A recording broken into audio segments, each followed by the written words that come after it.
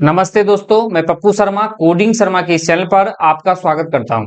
दोस्तों, आज का वीडियो उन सभी लोगों के लिए फायदेमंद है जो बीपीएससी टीआरई 4 और एसटीटी 2025 का एग्जाम का प्रिपरेशन कर रहे हैं कंप्यूटर विषय से। तो आपके लिए वीडियो बहुत फायदेमंद होगा। मैं बता दूं, कुछ दिनों से इस चैनल पर वीडियो अपलोड नहीं हो रहा था, मुझे कुछ काम था इसलिए, लेकिन अब वीडियो कंटिन्यू अपलोड होगा। तो आप चैनल से जुड़े रहे। अगर चैनल को पहली बार देख रहे हैं तो चैनल को सब्सक्राइब कर ले। मैं कम समय में बहुत बेहतर तैयारी करवा दूंगा आपको इस चैनल पर। तो चलिए देखते हैं आज के वीडियो में क्या खास रहने वाला है। उस चीज का अच्छे से हम प्रिपरेशन देखते हैं, सॉल्व करेंगे क्वेश्चन को। ठीक है, तो चलिए देखते हैं पहला क्वेश्चन। देखिए पहला क्वेश्चन क्या है, आपको यहाँ पर बता दे कि इस राइट साइड में हम लिख के लाए हैं कि ये क्वेश्चन कहाँ पूछा हुआ है। ठीक है, ये कहाँ पूछा हुआ है, बीपीएससी टीआरई 2 में पूछा हुआ क्वेश्चन है ये। ठीक है, अब देखिए क्वेश्चन क्या कहता है, और मैं बता दूं ये क्वेश्चन को हम डील करेंगे, एनालिसिस करेंगे, जवाब ढूंढेंगे और साथ साथ इसके अंदर के एक्स्ट्रा फैक्ट को भी बताएंगे। तो आप नोटबुक लेके बैठ जाए और नोट करते रहे सारा चीज को। ठीक है, चलिए पहला क्वेश्चन देखिए क्या कहता है। एक मिनट रुक जाइए। पहला क्वेश्चन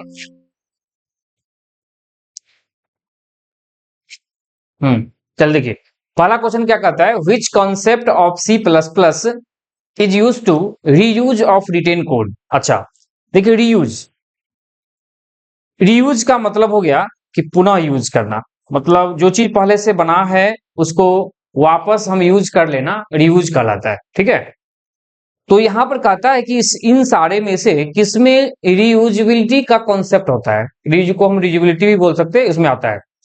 तो इसका जवाब हो जाएगा इनहेरिटेंस। ठीक है, देखिए सबसे पहले हम बात करते हैं इनहेरिटेंस क्या होता है। इनहेरिटेंस जो होता है, inheritance inheritance object oriented programming language का, ऑब्जेक्ट ओरिएंटेड प्रोग्रामिंग लैंग्वेज का, है ना, ऑब्जेक्ट ओरिएंटेड प्रोग्रामिंग लैंग्वेज का ये एक फीचर्स है जिसके अंदर क्या होता है कि जो भी पहले से बना बनाया प्रॉपर्टी है उसको हम लोग रीयूज कर लेते हैं। ठीक है, मतलब यहां पर जो प्रॉपर्टी पहले डिफाइन करते हैं, ठीक है, उसको हम पेरेंट प्रॉपर्टी कहते हैं, बेस प्रॉपर्टी कहते हैं। और जिस प्रॉपर्टी को हम बाद में डिफाइन करते हैं और उसमें पहले से जो बना बनाया प्रॉपर्टी है उसको इनहेरिट कर लेते हैं, अपने में जोड़ लेते हैं, वही इनहेरिटेंस होता है। इनहेरिटेंस को समझने से पहले आपको एक चीज समझ लीजिए, कैसे इनहेरिटेंस का कंसेप्ट समझाने के लिए एग्जांपल देते हैं। देखिए मोबाइल फोन है तो बटन वाला पहले फोन था और आज की डेट में स्मार्टफोन है। तो बताइए बटन वाला फोन जो जो काम कर सकता था वो काम आज का स्मार्टफोन भी करता है। तो क्या किया गया, ये जो आज का जो स्मार्टफोन है इसमें कुछ एक्स्ट्रा फीचर्स ऐड कर दिया गया, लेकिन पहले से जो बना बनाया प्रॉपर्टी है, पहले से बना बनाया जो फीचर्स है उसको क्या किया, सीधा सीधा इनहेरिट कर लिया, जोड़ लिया। माने स्मार्टफोन के अंदर वो पहले से जो बटन वाला फोन का जो फीचर्स है उसको इसके अंदर रीयूजेबिलिटी कर दिया, रीयूज कर लिया। क्लियर, तो यही तो कॉन्सेप्ट इनहेरिटेंस का कहलाता है। ठीक है, तो ऑब्जेक्ट ओरिएंटेड प्रोग्रामिंग के अंदर हम लोग क्लास बनाते हैं। ठीक है, क्लास के अंदर ही काम करते हैं, तो क्लास बना दिए, इसके अंदर मान लीजिए कोई प्रॉपर्टी डिफाइन करे, कोई भी प्रॉपर्टी डिफाइन कर ली। अब यहां पर एक और क्लास बनाएंगे, बाद में क्लास बना रहे हैं, तो ये पहले क्लास बनाए हैं और इसका प्रॉपर्टी को इसमें यूज करना चाहते हैं, तो हम लोग उसको इनहेरिट कर देंगे। कैसे, तो सी प्लस प्लस में इनहेरिट कैसे करते हैं वो देख लीजिए। यहाँ पर कोलोन लगाते, उसका डेट मैंने पब्लिक मैंने स्पेसिफायर लगाए, एक्सेस स्पेसिफायर, तो पब्लिक लिखेंगे और यहाँ पर बेस क्लास का नाम ये हो गया। आपसे ये सिंटेक्स भी पूछ सकता है, यहाँ पर हो गया क्या हो गया। तो अब हम लोग वर्किंग करेंगे इस बी नाम के क्लास का, माने जो चाइल्ड क्लास है उसका, और ए नाम का जो बेस क्लास है जो पहले से बना, ये पेरेंट क्लास है, ये बेस क्लास है, पेरेंट क्लास है, सुपर क्लास है। इस क्लास का प्रॉपर्टी इसमें ऑटोमेटिक इनहेरिट हो जाएगा। क्यों, क्योंकि हम इनहेरिट कर चुके हैं। क्लियर, तो यही इनहेरिट का जो कॉन्सेप्ट होता है इनहेरिटेंस का, वही होता है रीयूजेबिलिटी का कॉन्सेप्ट। याद रखिएगा, इसका ऑप्शन नंबर बी जवाब सही है। देखिए कॉम्पिटिटिव एग्जाम में क्या होता है, थोड़ा पेशेंस रख के कंटिन्यू मेहनत करना पड़ता है। आप धरफड़ में ऑप्शन मिला बीटी के, जैसे हम अभी बनाने के बी लगा दिए, क्योंकि हमको कॉन्सेप्ट पता है, हमने इस क्वेश्चन को पढ़ा है, 2 बार 3 बार पढ़ा है। ठीक है, तो आप भी ऑप्शन पढ़ें तभी जाकर ठीक लगा। तो देखिए ऑप्शन में more than one of the above भी ऑप्शन है, नन ऑफ द एबव भी है, मान लीजिए इनहेरिटेंस मिल गया, more than one of the above भी ऑप्शन था, आप इसको गलती करके चलाए, आपको लगा कि हम तो सही बना कर लेकिन गलती हो जाएगा। इस बात को ध्यान रखिए और पेशेंस से सारे ऑप्शन पढ़े और ऑप्शन को काटे, इलिमिनेट करे एक ऑप्शन को, तब आंसर लगाए, तब सही रहेगा। ठीक है, चलिए तो इसका आंसर हो जाएगा ऑप्शन नंबर बी। अब देखिए यहाँ पर इसका आंसर हो गया बी नंबर। अब हम बात करते हैं क्या, अब बाकी ऑप्शन को देख लेते हैं। देखिए यहां पर पॉलीमॉर्फिज्म क्या होता है, देखिए ऑब्जेक्ट ओरिएंटेड प्रोग्रामिंग लैंग्वेज का पॉलीमॉर्फिज्म जो है, पॉलीमॉर्फिज्म जो भी एक प्रॉपर्टी है, ये भी एक फीचर्स है उसका, ठीक है। और इस फीचर्स के अंदर पॉलीमॉर्फिज्म होता क्या है, देखिए पॉली और मॉर को अलग अलग कर दिए। पॉली का मतलब होता है मेनी, मल्टीपल, ठीक है। अब मॉर्फिज्म का मतलब होता है रूप, ठीक है, रूप मतलब कोई भी चीज का मल्टीपल रूप हो, मल्टीपल फॉर्म हो, ठीक है, उसको पॉलीमॉर्फिज्म कहते हैं। माने कोई भी ऐसा प्रॉपर्टी जो देखने में सेम हो लेकिन उसको हम बार बार लिखते हैं, बार बार उसको यूज करते हैं, माने सेम चीज बहुत बार रिपीटेशन हो जाएगा, रिपीट कर जाएगा मेरे प्रोग्राम के अंदर, तो उसको पॉलीमॉर्फिज्म कहते हैं। मतलब फिर से सुन लीजिए, पॉलीमॉर्फिज्म का मतलब हो गया कि मल्टीपल फॉर्म के अंदर अगर कोई भी एक सिग्नेचर, कोई भी एक फंक्शन, सेम फंक्शन मल्टीपल बार अगर लिखते हैं, वही तो पॉलीमॉर्फिज्म है, जिसमें कंपाइलर कंफ्यूज हो जाता है कि किस फंक्शन को कॉल करना है, यही पॉलीमॉर्फिज्म है। मैं बता दूं, अभी तो हम एमसीक्यू के माध्यम से इसका जवाब ढूंढ रहे हैं, जब हम फिर एमसीक्यू पूरा प्रीवियस ईयर क्वेश्चन को डील कर देंगे, ठीक है, 1-2-3 क्लास में डील हो खत्म हो जाएगा ये सारा क्वेश्चन, तो क्या करेंगे फिर टॉपिक वाइज हम चैप्टर लेकर आएंगे और पढ़ाएंगे अच्छे से। देखिए तो मल्टीपल फॉर्म हो गया, ठीक है, पॉलीमॉर्फिज्म यही है। अब पॉलीमॉर्फिज्म जो है ना, वो ऑब्जेक्ट ओरिएंटेड के अंदर दो तरह का देखने को मिलता है। एक होता है compile time polymorphism, compile time polymorphism, एक होता है run time polymorphism, run time polymorphism मतलब वैसा पॉलीमॉर्फिज्म जिसके अंदर कंपाइलर किसको कॉल करना है, किस फंक्शन को कॉल है, क्योंकि एक ही फंक्शन बार बार है, सेम फंक्शन बार बार लिखा हुआ है, तो किस फंक्शन को कॉल करना है वो कंपाइल टाइम पॉलीमॉर्फिज्म कहते हैं। कंपाइल टाइम पॉलीमॉर्फिज्म के अंदर, सब लिखते चलिएगा, कंपाइल टाइम पॉलीमॉर्फिज्म के अंदर हम लोगों को देखने को मिलता है फंक्शन ओवरलोडिंग, फंक्शन ओवरलोडिंग। ये जो फंक्शन ओवरलोडिंग है ये कंपाइल टाइम पॉलीमॉर्फिज्म का पार्ट है। उसके बाद रन टाइम पॉलीमॉर्फिज्म क्या होता है, वैसा पॉलीमॉर्फिज्म जिसके अंदर कोई भी फंक्शन मल्टीपल फॉर्म में तो है, सेम सिग्नेचर है, मल्टीपल फॉर्म में लिखा हुआ, उस किस फंक्शन को कब कॉल करना है ये डिसाइड होता है रन टाइम, इसलिए इसको रन टाइम पॉलीमॉर्फिज्म कहते हैं। अब रन टाइम पॉलीमॉर्फिज्म में हम लोग को देखने को मिलता है फंक्शन ओवरराइडिंग, फंक्शन ये सब लिखते चलिएगा, पूछेगा क्वेश्चन, ओवरराइडिंग या वर्चुअल फंक्शन, वर्चुअल फंक्शन, ठीक है, या वर्चुअल फंक्शन, ये पॉलीमॉर्फिज्म, ये जो है ना रन टाइम पॉलीमॉर्फिज्म का एग्जांपल है, याद रखिएगा आप अच्छे से, ठीक है। तो उम्मीद करते हैं आपको पॉलीमॉर्फिज्म का कुछ कॉन्सेप्ट समझ में आया, ये पॉलीमॉर्फिज्म कैसे बनाते हैं, क्या बनाते हैं, अगर इसको पढ़ाने लगेंगे तो फिर हम बाकी को एमसीक्यू नहीं डील कर पाएंगे, तो हम इसको अच्छे से आगे डील करेंगे।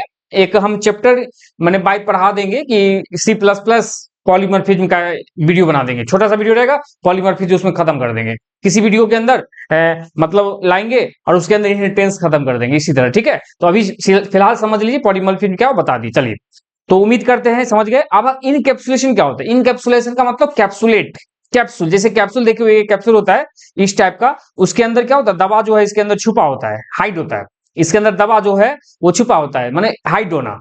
इनकैप्सुलेशन का मतलब होता है डेटा एब्स्ट्रैक्शन, डेटा हाइड होना, ठीक है, डेटा हाइडिंग।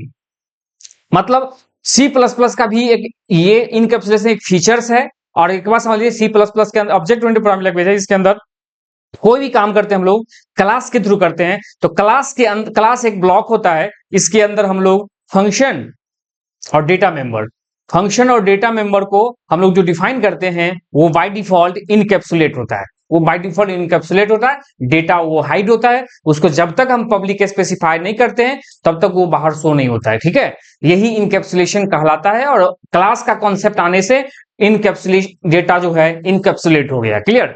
चलिए तो उम्मीद करते हैं जब समझ में आया होगा, लेकिन इस क्वेश्चन का जवाब जो है वो इनहेरिटेंस था, ऑप्शन नंबर बी। चलिए आगे बढ़ेंगे अगले क्वेश्चन के पास, आप समझ पा रहे हैं कि नहीं पा रहे हैं वो आप कमेंट करके हमको बताते रहे, ठीक है। चलिए आगे बढ़े, नेक्स्ट क्वेश्चन नंबर 2 देखिए, इस साइड में भी देखिए क्या कहां पूछा हुआ है, बीपीएससी टीआरई 2 में पूछा हुआ है, क्वेश्चन पढ़िए।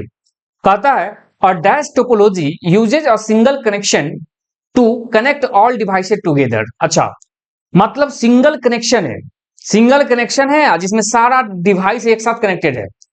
टोपोलॉजी की चर्चा है, चलो टोपोलॉजी पहले बताते हैं, फिर इसका आंसर खोजेंगे हम लोग। टोपोलॉजी, टोपोलॉजी क्या होता है? टोपोलॉजी जो होता है, arrangement of computer is called topology.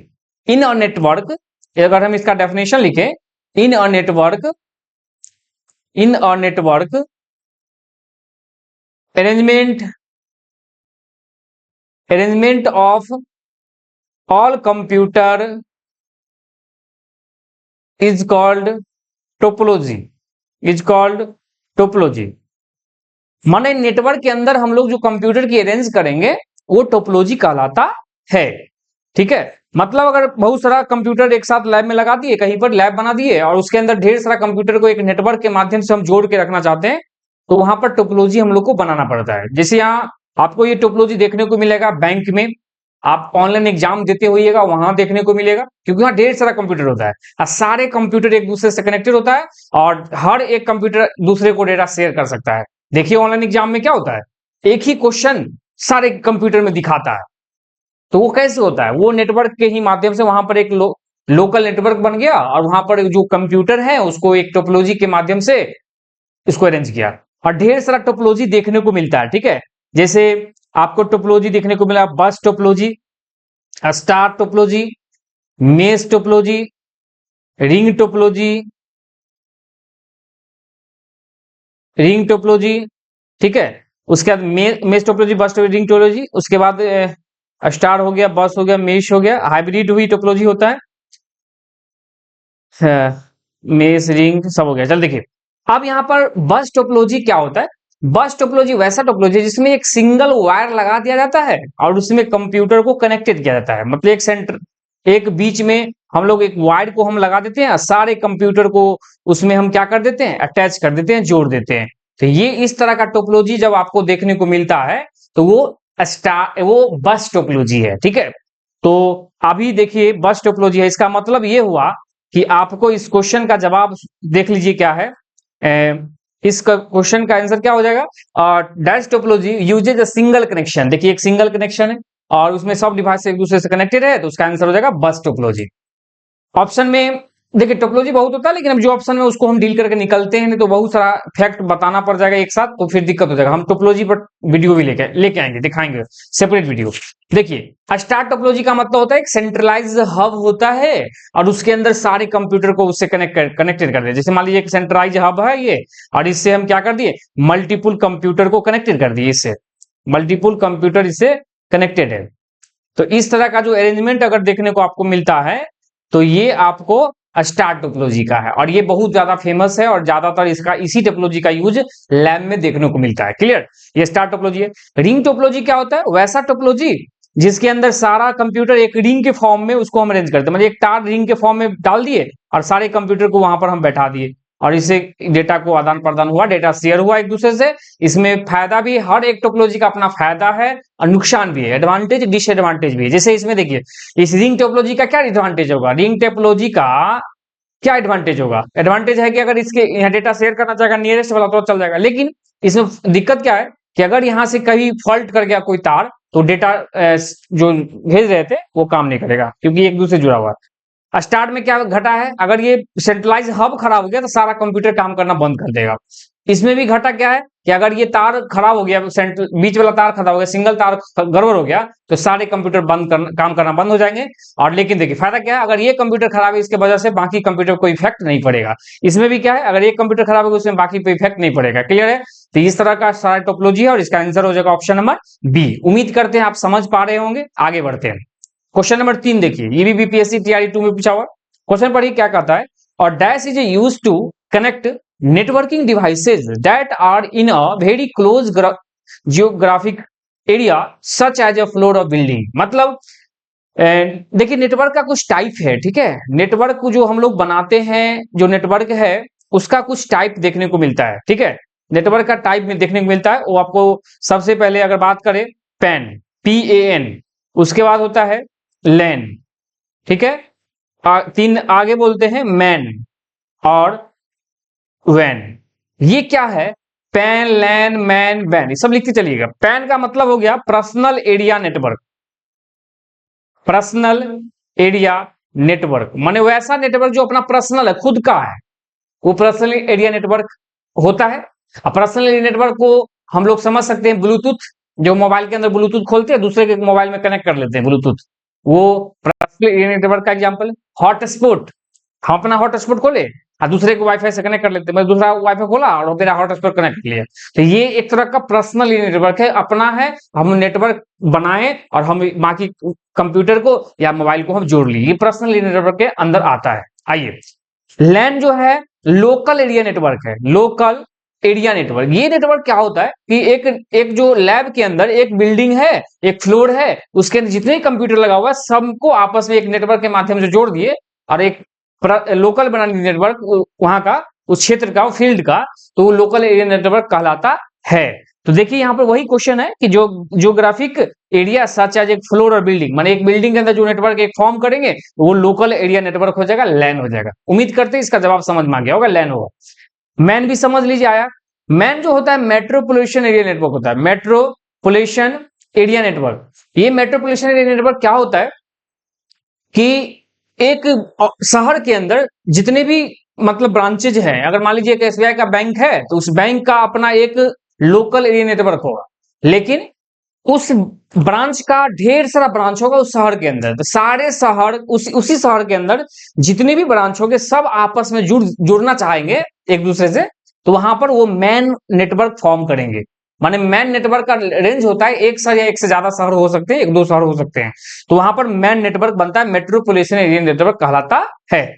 उसके बाद मैन क्या है, wide area network. Wide area network जो होता है वो पूरा ज्योग्राफिकल एरिया होता है, मतलब पूरे अर्थ में ये फैला हुआ है। वाइड, WWW मतलब जो हम लोग WWW लिखते हैं, इसका मतलब क्या है, वर्ल्ड वाइड वेब, मतलब पूरे वर्ल्ड में कहीं पर भी हमको भी चीज किसी से लाना है, कहीं से प्राप्त करना है, जहां पर भी अगर वो परमिशन है, ऑथराइज है, तो WWW के माध्यम से लाते हैं। ये WWWN का पार्ट है। और वाइड एरिया नेटवर्क मतलब पूरे अर्थ पर, चाहे वो भारत देश हो, कोई भी देश हो, उस सारे देश जब आपस में मिलके और कहीं से भी कोई डेटा कहीं से एक्सेस कर पाता है, वो वैन के माध्यम से कर पाता है। उम्मीद करते हैं नेटवर्क का ये 4 टाइप हम समझ में आ गया हो। आगे बढ़े, अगला क्वेश्चन देखते हैं। देखिए अगला क्वेश्चन क्या कहता है। अगला क्वेश्चन नंबर 4। क्वेश्चन नंबर 4 बहुत इंपॉर्टेंट है, ये बीपीएससी टीआरई 2 में पूछा हुआ है।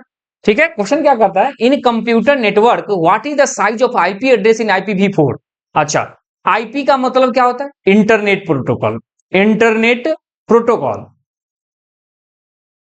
Internet protocol. ये जो आईपी जो होता है ना, ये क्या है, आईपी एड्रेस होता है। ये डाल लीजिए, आईपी एड्रेस पहले समझ लीजिए क्या होता है, फिर बताएंगे इसका जवाब। आईपी एड्रेस क्या होता है कि हर एक कंप्यूटर, हर एक मशीन का अपना एक आईपी एड्रेस होता है, अगर उसके अंदर इंटरनेट चलता हो, अगर उससे इंटरनेट कनेक्टेड होता है। हम क्या बोले, कोई भी डिवाइस, कोई भी इलेक्ट्रॉनिक डिवाइस, कोई भी डिवाइस जिसके अंदर अगर इंटरनेट चलता हो, जिसमें नेटवर्क आता हो, तो उसका एक यूनिक आइडेंटिफिकेशन नंबर होता है, जिसको हम लोग आईपी एड्रेस कहते हैं। एक लाइन में जवाब बता दिए, क्लियर। क्योंकि उसी आईपी एड्रेस से उस मतलब नेटवर्क के अंदर वो नेटवर्क से वो जुड़ पाता है, और जिससे हम आइडेंटिफाई कर पाते हैं कौन सा मतलब जो इस नेटवर्क से कौन सा डिवाइस जुड़ा और कौन सा डेटा एक्सेस किया, ये सब आईपी एड्रेस से ही पता होता है, क्लियर। तो आईपी एड्रेस वही है। तो हर एक डिवाइस का अपना आईपी, चाहे मेरे पास मोबाइल फोन है उसका भी अपना एक आईपी एड्रेस है, मेरे पास लैपटॉप है उसका भी एक आईपी एड्रेस है, ठीक है, मेरे पास एक टीवी है उसका भी एक आईपी एड्रेस होगा, मतलब जिसके अंदर नेटवर्क पकड़ता होगा सब आईपी एड्रेस है। तो अब यहां पर क्या है, आईपी एड्रेस का 2 वर्जन है, IPv4 4th वर्जन और IPv6 एक ये नया लेटेस्ट वर्जन है। देखिए IPv4 और V6 क्या है, देखिए IPv6 जो है इसको 32 बिट मतलब 32 बिट का जो है इसका एक साइज बना के ये आईपी एड्रेस बनाया गया। जैसे मान लीजिए कि हम लिखते हैं एक URL 192.0.0.1 ये लिखे हैं, ये क्या है, एक URL है 192.0.0 एक URL है, एक इसको हम लोग आईपी एड्रेस भी बोल सकते किसी भी सिस्टम का, और ये 192.0.0. ये एक आईपी एड्रेस है। और ये आईपी एड्रेस कितना बिट का होगा, IPv4 वर्जन का है क्योंकि ये इसका साइज ही कम है, लेंथ कम है और 32 बिट का है, इसलिए इसका IPv4 का साइज होता है 32 बिट, याद रखिएगा। और IPv6 का जो साइज होता है 128 बिट होता है, ये लंबा होता है। अब यहां पर समझ लीजिए IPv6 की जरूरत क्यों पड़ा। IPv4 चल रहा था, लेकिन देखा क्या कि इंटरनेट की दुनिया में इतने सारे कंप्यूटर, इतने सारे डिवाइस बन रहे थे जिसमें इंटरनेट आ रहा है, तो इतना सारा डिवाइस बन रहा है दिन पर दिन, तो हर एक डिवाइस को एक यूनिक आइडेंटिफिकेशन नंबर देना है। तो 32 बिट का जो IPv4 था उससे वो बनाना पॉसिबल नहीं हो पाया, मतलब उस उतना वो नंबर जो है ना वो रिजर्व हो गया। तो जब नंबर सारे रिजर्व हो गए IPv4 का, तो फिर जो नए डिवाइस बन रहे हैं तो उसमें भी कुछ नया IP एड्रेस देना है, तो उसके लिए फिर क्या किया गया, IPv6 बनाया गया। जैसे आप समझ लीजिए मोबाइल नंबर 10 डिजिट का होता है हम लोग का, अगर ये 10 डिजिट का मोबाइल नंबर अपने भारत देश के अंदर अगर सारे व्यक्ति रिजर्व कर लेंगे हर एक डिजिट का नंबर, तो सोच लीजिए आगे चल के 11 डिजिट 12 डिजिट का नंबर बनाना पड़ेगा। यही चीज होता है, वही है IPv4 और IPv6 की कहानी। आगे बढ़ते हैं। अब इसके अंदर देखिए कुछ फैक्ट लेके आए, वो देख लीजिए। IPv4 के अंदर देख लीजिए क्या है, IP इंटरनेट प्रोटोकॉल वर्जन 4, इसको 1981 में लेके आया गया था। 32 बिट लेंथ है, इसको बताए हम। इसके अंदर का रिटेन का फॉर्मेट जैसे यहाँ देखिए अभी लिख के बताए थे 192.168.0.1, जैसे हम बता दें 127.0.0.1। ये जो है ना, ये एक लोकल होस्ट का IP एड्रेस है, लोकल होस्ट का IP एड्रेस है, ये याद रखिएगा, ये पूछा जा सकता है। ठीक है, ये 127.0.0.1 ये लोकल होस्ट का IP एड्रेस है। अब देखिए टोटल एड्रेसिंग कितना कर सकते हैं IPv4 से। IPv4 से टोटल एड्रेसिंग 2 पावर 32 कर सकते हैं, माने 4.3 बिलियन।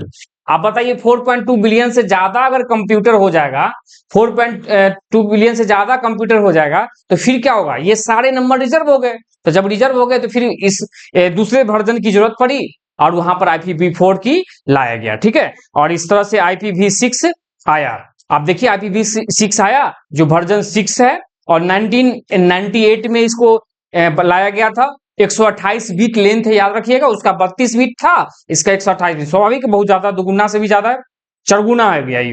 ठीक है, अब उसके बाद देखिए फॉर्मेट इसका जो है ना, ये देखिए इतना लंबा इसका बिट बनाया गया कि कभी ये रिजर्व होगा ही नहीं आने वाले समय के अंदर। ये 240 यूनी डेसिलियन 128, ठीक है, इतना एड्रेसिंग कर सकता है। 2 के पावर 128 पावर निकाल देंगे, कितना हुआ, 2 के पावर 10 होता है 1024, मतलब अगर 2 के पावर 10 होता, 10 बीट का होता है, तो वो क्या होगा, 2 के पावर 10 का मतलब 1024, 1024 जो है हम क्या बना सकते हैं, एड्रेसिंग कर सकते हैं। 1024 डिवाइस को ही हम 1024 डिवाइस को ही हम रिजर्व कर सकते हैं, IP एड्रेस एक यूनिक आइडेंटिफिकेशन नंबर दे सकते हैं। लेकिन सोच लीजिए ये 2 के पावर 128 है, तो सोच लीजिए कितना डिवाइस ये दे सकता है। आने वाले समय तक भी हमको लगता है अभी कुछ दिनों तक, मतलब कुछ अभी लगभग साल 2 साल 10 साल तक जो है ये IPv6 का जो IP एड्रेस है वो रिजर्व नहीं होने वाला है, लंबा है बहुत ज्यादा। यहाँ पर देखिए इसका ये फॉर्मेट है इतना क्लियर। आगे बढ़िएगा, आगे बताते हैं, अगला क्वेश्चन पर चलते हैं। अगला क्वेश्चन देखिए, क्वेश्चन नंबर 5, और ये क्वेश्चन नंबर 5 जो है BPSC TRE 3 में पूछा हुआ क्वेश्चन, क्लियर। अब इसको हम डील करते हैं, देखते हैं क्या है ये क्वेश्चन का आउटपुट निकालना है। एक प्रोग्राम लिखा हुआ है, बहुत सारे विद्यार्थी को लोगों को जो है ये प्रोग्राम के अंदर ढेर सारा प्रॉब्लम होता है, तो मैं बता दूं प्रोग्राम का एक एक कॉन्सेप्ट को दिखाएंगे। सिंपल प्रोग्राम नहीं लेके आएंगे, जो पूछता है कैसा क्वेश्चन पूछता है मैं बता देता हूं।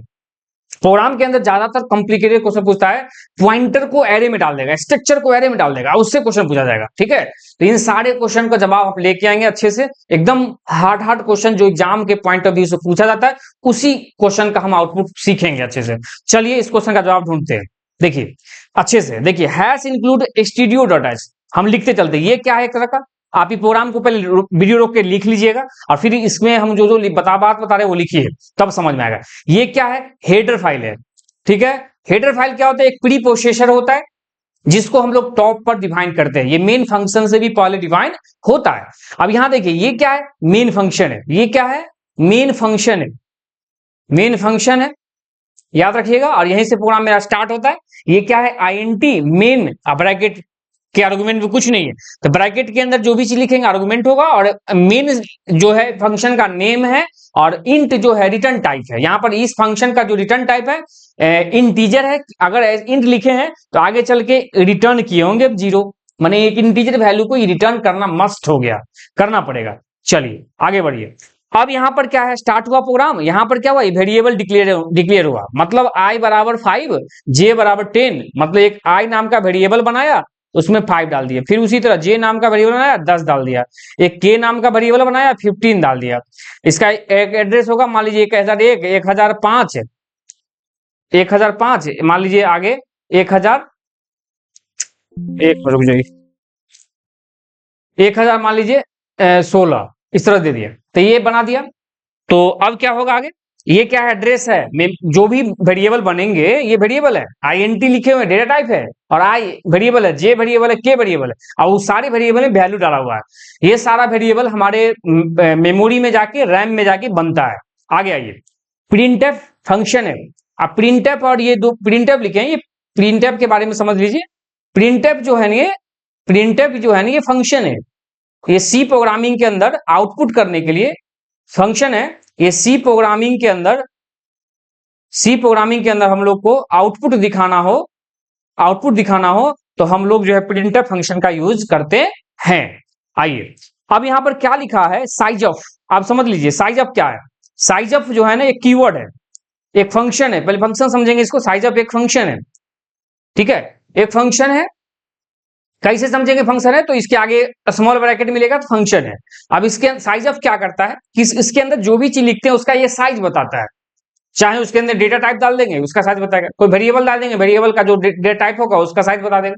तो ये डेटा टाइप का साइज बताता है। आइए, इसके अंदर कुछ कैलकुलेशन दिए, कुछ एक्सप्रेशन लिख दिए हैं। क्या है, आई, पहले देखिए, K slash forward slash equal to I plus J लिखा हुआ, ऐसे लिखा हुआ।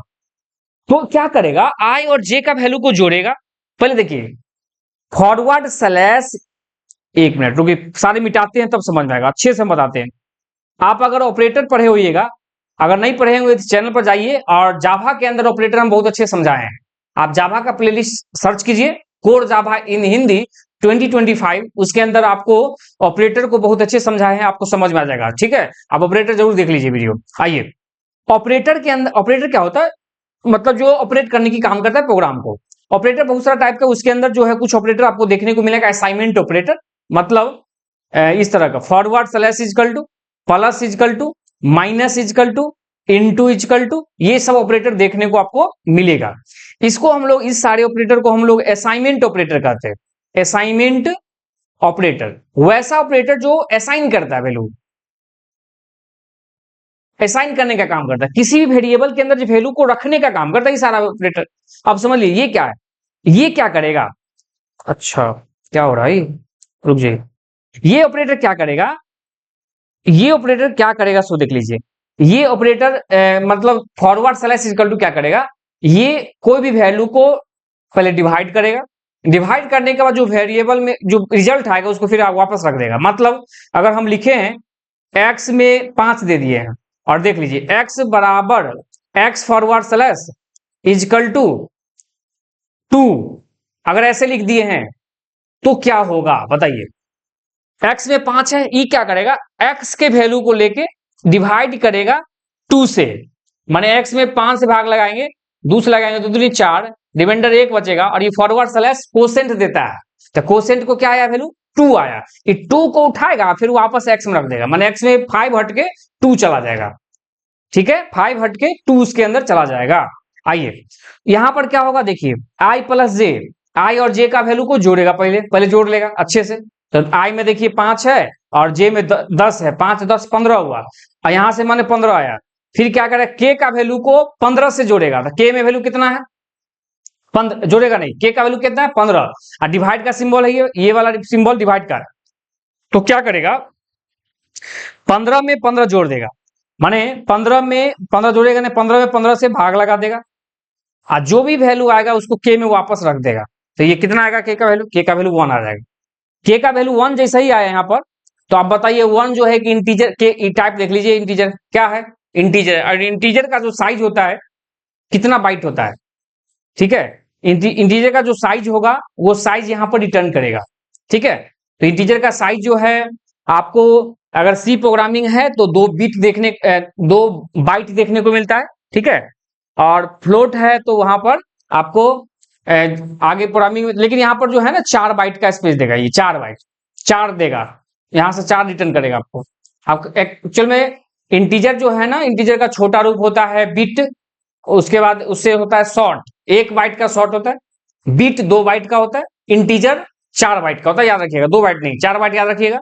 और 4 बाइट है तो यहाँ पर 4 रिटर्न करेगा, माने इस वाले वैल्यू से %d जो है डेटा स्पेसिफायर है, इसे 4 रिटर्न कर देगा, मतलब यहाँ से 4 रिटर्न करने वाला है। फिर नीचे आएगा के को डिस्प्ले कर रहा है, देखिए के में यहाँ कैलकुलेशन करके के में 1 आ गया, ये यही रह जाएगा, ये आगे नहीं बढ़ेगा, इसका वैल्यू आगे नहीं जाएगा, वो सीधा सीधा जो ग्लोबल वेरिएबल के का वैल्यू बनाए थे वो 15 आ जाएगा, माने के में 15 आ गया, मतलब 4 और 15 इस क्वेश्चन का जवाब हो जाएगा। उम्मीद करते हैं आप समझ पा रहे होंगे, आगे बढ़ेंगे, अगला क्वेश्चन को देखेंगे।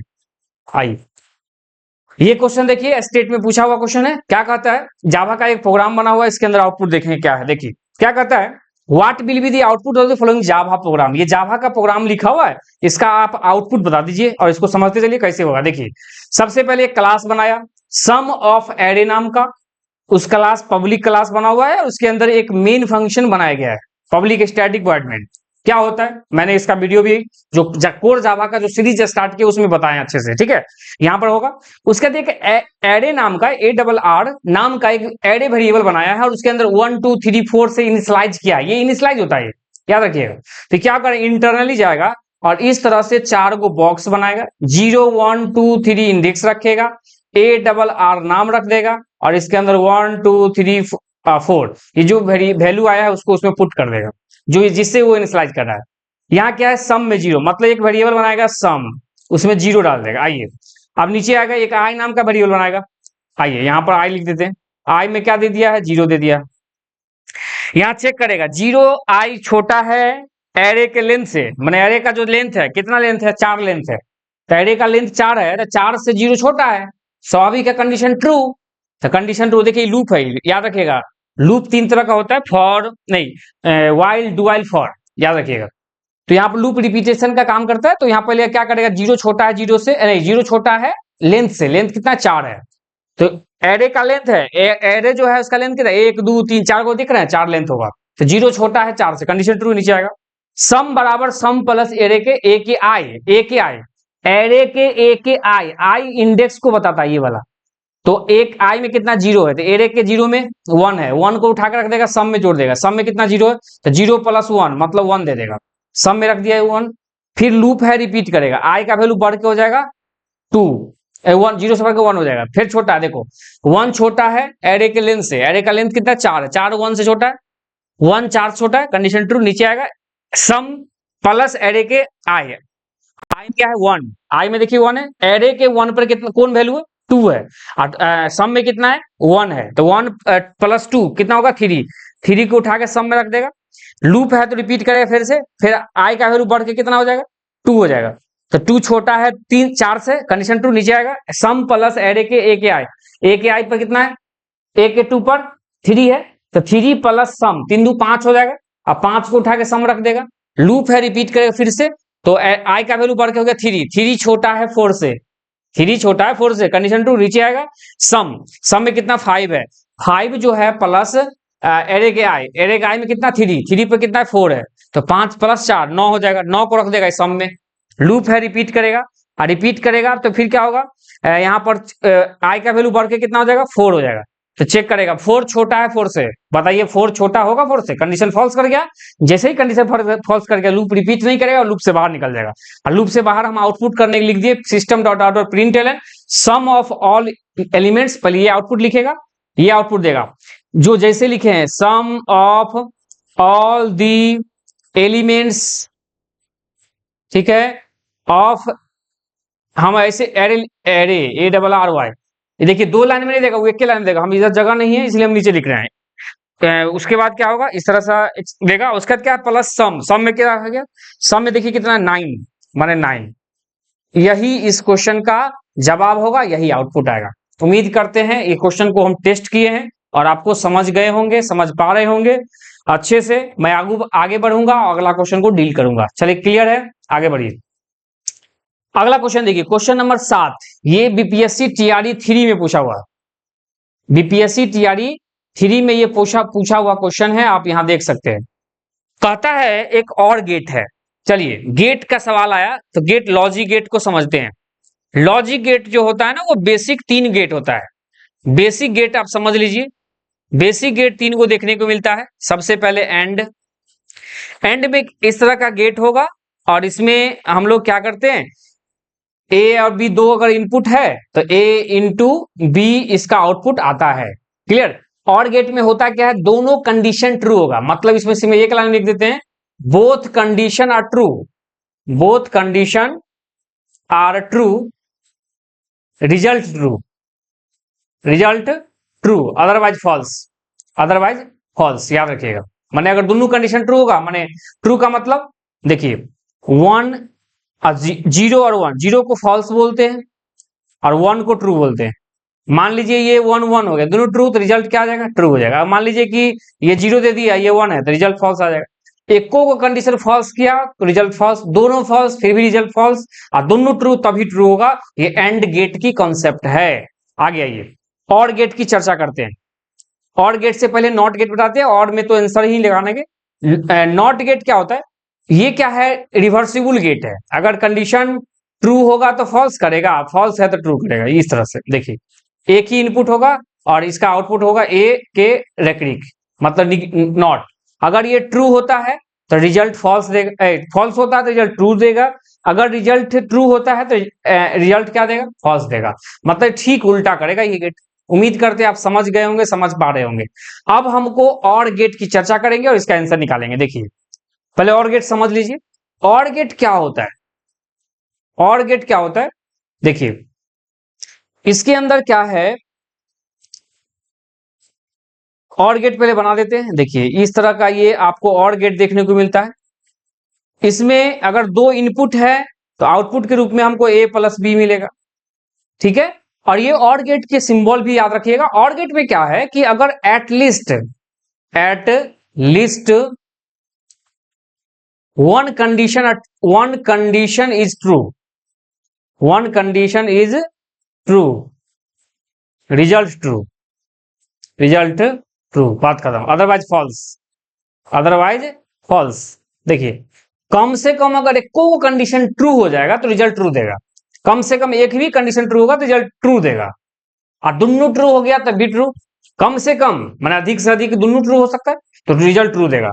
यही चीज है। और इसका अगर आप ट्रूथ टेबल लिख के दिखाइएगा तो देखिए ट्रूथ टेबल, ट्रूथ टेबल भी एक चीज होता है। हम इस डिजिटल सर्किट पर हम मतलब वीडियो ही लेके आएंगे, ठीक है। अभी हम शॉर्टकट में बता रहे हैं, इसमें हम क्वेश्चन को डील करें, शॉर्टकट नहीं, क्वेश्चन को डील कर रहे हैं। आइए, दोनों ट्रू रिजल्ट, दोनों false result false, 0 1 result true, 1 0 result 1, और फिर 1 1 रिजल्ट 1। इस तरह से जो है इसका ट्रूथ टेबल बनेगा। और दोनों कंडीशन, कम से कम एको का कंडीशन ट्रू हो जाएगा तो रिजल्ट ट्रू हो जाएगा, कम से कम एको का कंडीशन ट्रू हो जाएगा तो रिजल्ट ट्रू हो जाएगा। अगर दोनों कंडीशन फॉल्स है तभी रिजल्ट फॉल्स आएगा। ये और गेट की कहानी है। उम्मीद करते समझ में आ गए होंगे। ये ट्रूथ टेबल दो इनपुट गेट का है, दो। अभी यहां पर क्वेश्चन क्या कहा है, 4 इनपुट गेट। चलिए बनाते हैं, आगे बढ़ते हैं। आइए एक पहले और गेट बना लेते हैं, यहां से यहीं पे बना लेते हैं। चलिए अच्छे से बना देते हैं। ये 4 इनपुट होगा इसके अंदर। चलिए 4 को इनपुट लगा दी, ए बी सी और डी।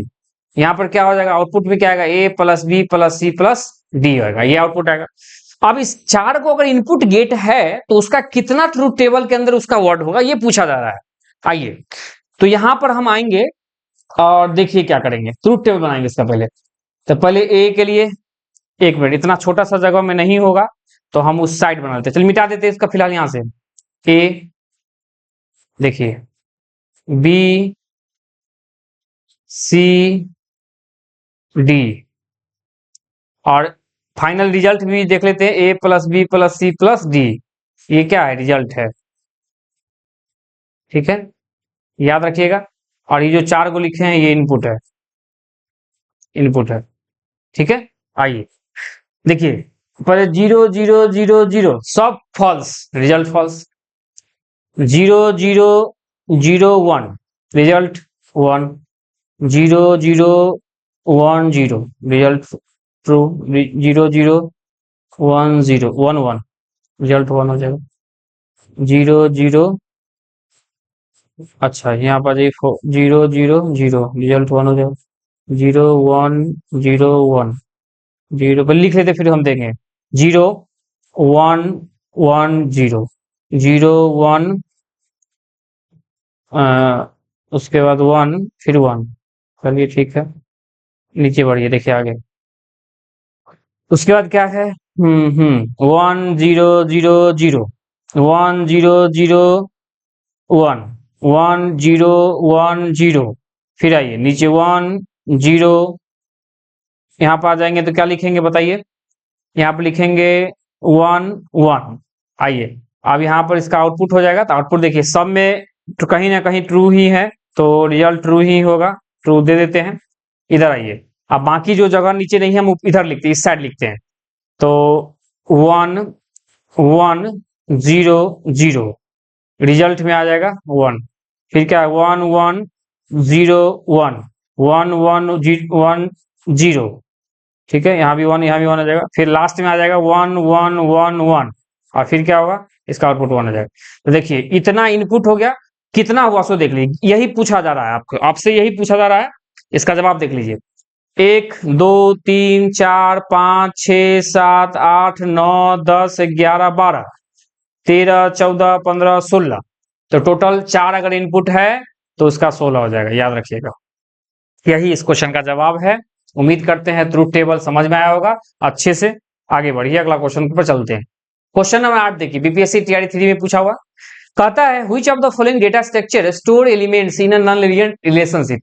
देखिए डेटा स्ट्रक्चर जो होता है ना, उसके अंदर दो चीज देखने को मिलता है, एक लीनियर डेटा स्ट्रक्चर, एक नॉन लीनियर डेटा स्ट्रक्चर। वैसा डेटा स्ट्रक्चर जो एक लाइन फॉर्म करता हो, लीनियर हो, एक वन लाइनर हो, वन लाइन में हो, ठीक है, तो लीनियर डेटा स्ट्रक्चर होता है। जिसे एरे, एरे जो है ना वन लीनियर डेटा स्ट्रक्चर, जिसके अंदर हमको इस तरह से आपको देखने को मिलेगा डेटा, और वो इंडेक्स रेंज होगा 0 1 3 4 और 5 इस तरह से, ठीक है।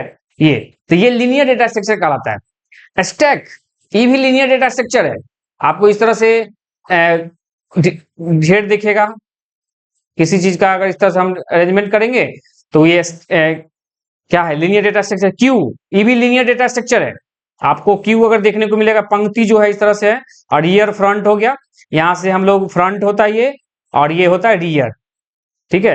रियर से डेटा इंसर्ट होता है, फ्रंट से डेटा डिलीट होता है। ये से यहाँ पर टॉप नाम का वेरिएबल होता है जिससे डेटा अंतिम एलिमेंट दिखाता है, और एरे में जो डेटा इंडेक्स से अरेंजमेंट होता है, ये चीजें। तो ये जो तीनों बताए हैं, ये स्टैक क्यू एरे, ये तीनों जो है ना लीनियर डेटा स्ट्रक्चर है। लेकिन आपसे क्या पूछा है?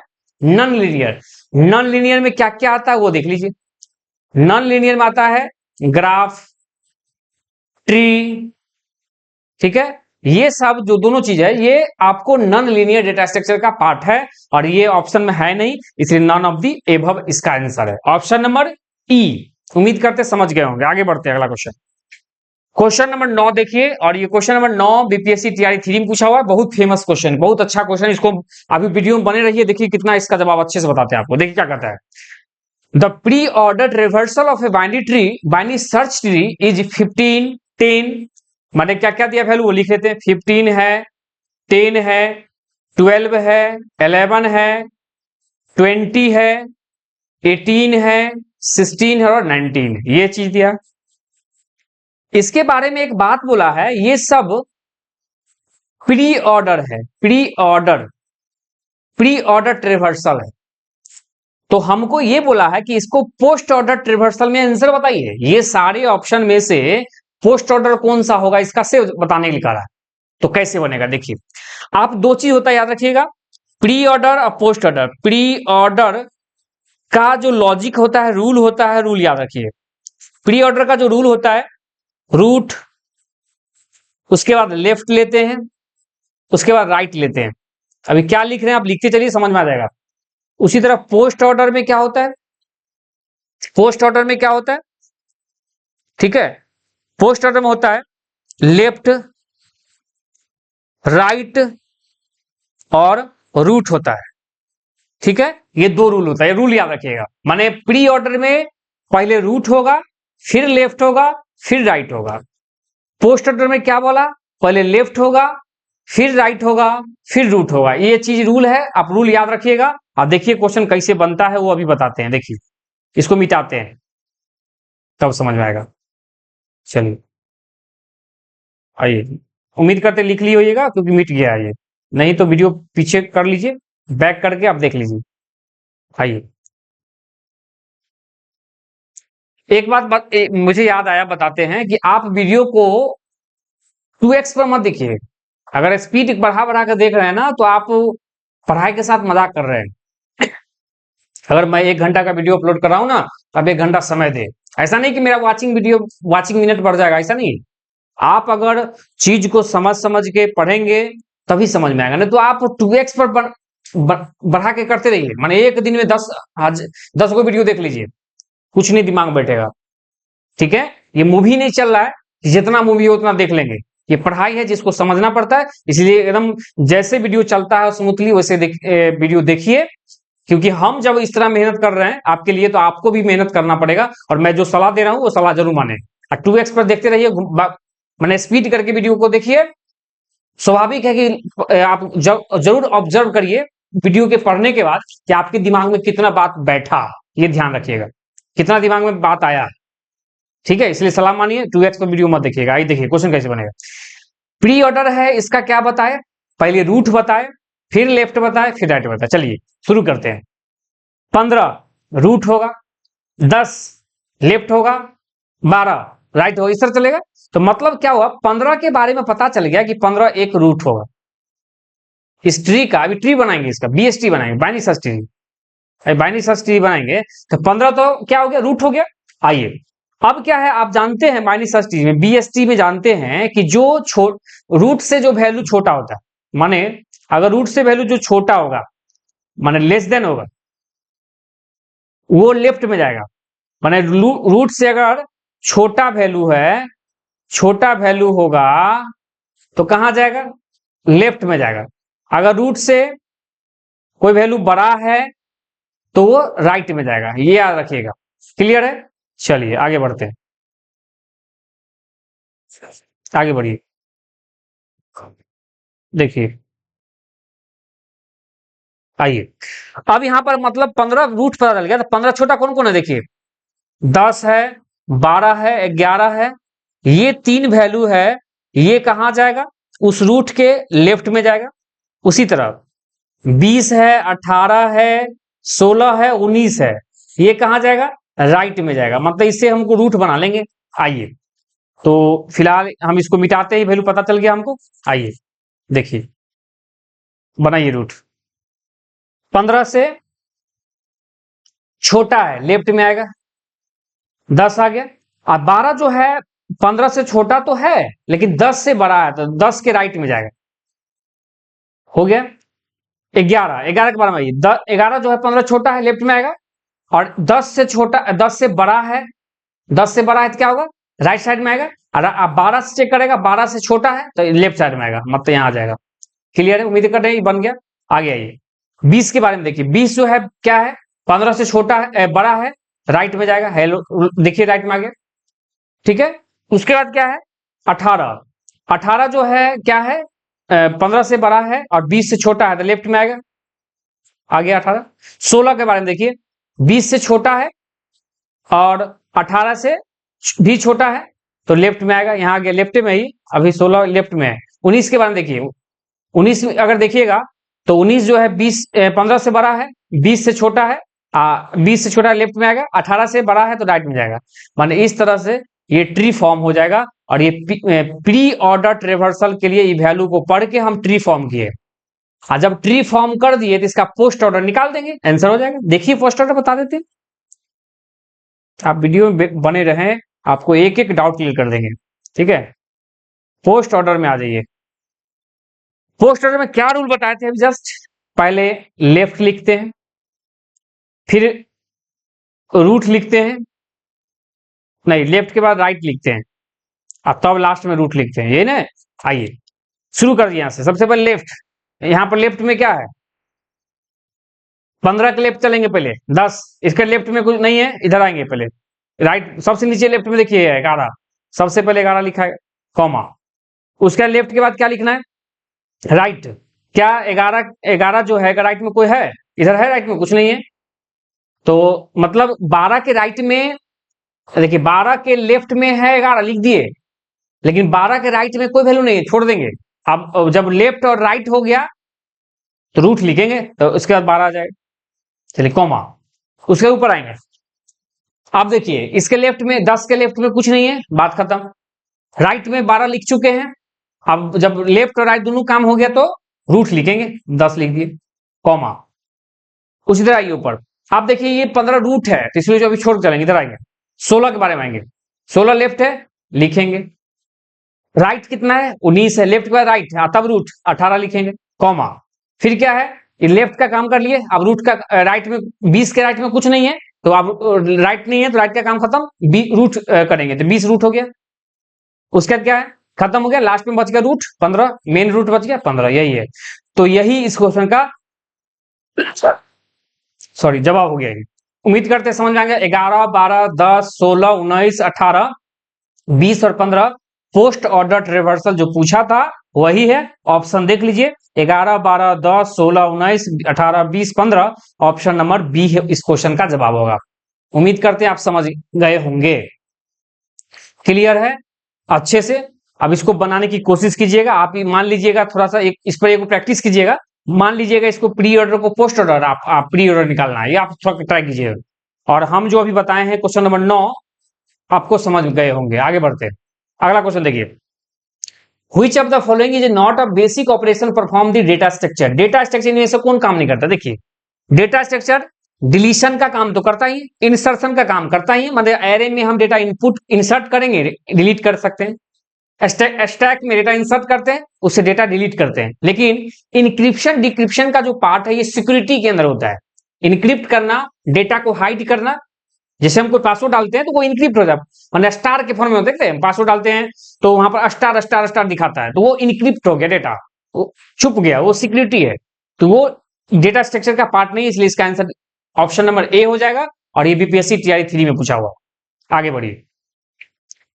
तो देखिए 10 क्वेश्चन लेके आए थे। उम्मीद करते हैं आपको आज का वीडियो अच्छा लगा होगा। अगर वीडियो में यहां तक आप आ रहे हैं तो मेरे पढ़ाए हुए कॉन्सेप्ट आप समझ पा रहे हैं। तो मैं बता दूं आप टेलीग्राम चैनल को भी ज्वाइन कर ले। अगर आप अच्छे से आप डाउट क्लियर करना चाहते हैं, आप बताएं कि कहां पर मुझे डाउट हो रहा है, क्या दिक्कत हो रहा है, आप सब टेलीग्राम चैनल ज्वाइन करके वहां बताएं। तो आज का वीडियो यही खत्म करते हैं। उम्मीद करते हैं वीडियो पसंद आया होगा। अगर पसंद आया होगा तो वीडियो लाइक कर दे और अपने दोस्तों में भी शेयर करें। बताए जब कोई भी अच्छी चीज को प्रमोट करें आप लोग, ठीक है। और चैनल पहली बार आए हैं तो सब्सक्राइब करके रखें, ठीक है, जिससे आने वाले हर वीडियो का नोटिफिकेशन आपको मिलते रहे। Thank you. आज का वीडियो यहीं रखते हैं। Thank you.